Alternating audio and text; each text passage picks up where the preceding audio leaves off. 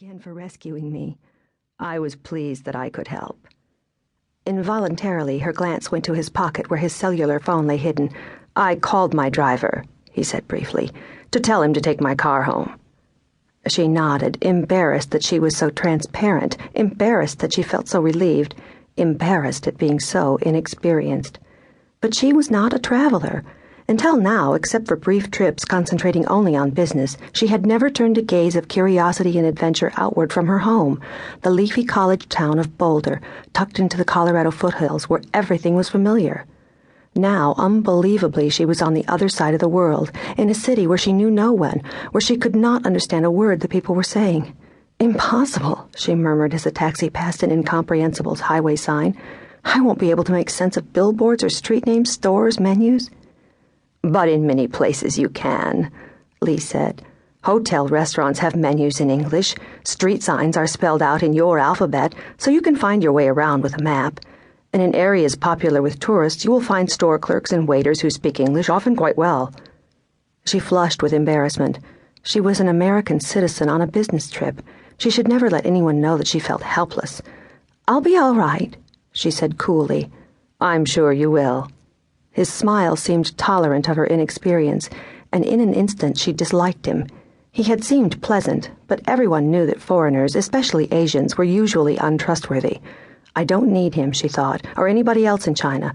I don't have time for friends anyway. I only have 8 days here. I'll be busy every minute and then I'll be gone." She watched lighted windows flash past in block after block of identical 5-story concrete apartment buildings. Soon the windows became larger, giving fleeting glimpses into apartments in newer buildings, until they gave way to skyscrapers, to a strange amalgam of modern office buildings towering over squat, darkened structures that looked like relics of another time. And then suddenly, in a narrow, crowded street, they stopped at her hotel. It was named the Palace, hinting at fairy tale romances and heroes and heroines, but in fact it was sleek, modern, and anonymous, with a spacious lobby displaying the Wall Street Journal and the International Herald Tribune on tables and newspaper racks, a tuxedoed staff speaking impeccable English, a swimming pool and health club, 2 nightclubs, and a restaurant. I could almost be in America, Miranda thought, and immediately felt better. And better still when Li said goodbye in front of the hotel and drove off in the taxi they had shared.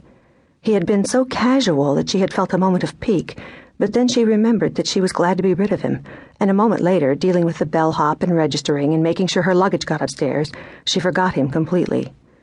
In her suite, she turned slowly in place, awed at its elegance. The draperies were of heavy silk, doubly and triply embroidered in many-colored threads. The chairs and sofa in the sitting room were rosewood with silk cushions. A rosewood break-front filled one wall, its shelves arranged with translucent porcelain vases and a celadon tea set. The wide bed was covered with a silk spread appliqued with lotus flowers, and on the lower shelves of the rosewood nightstands were slippers with padded soles and a strip of beautiful woven paper across the instep. Porcelain table lamps cast soft light on the patterned carpet, and the bed had been turned down for the night. Miranda took it all in. Then, lightheaded from fatigue and new sensations, she pulled her nightgown from her suitcase and slipped into bed. It was 11 o'clock on a late September night in Beijing, China, and in 5 minutes she was asleep. At 8 o'clock the next morning, Yuan Li called. Miranda had been up since 6:30. She had found the hotel swimming pool by using sign language to ask directions of maids, had found her way back to her room after a swim, and had showered and dressed. By the time the telephone rang, she was feeling fairly triumphant.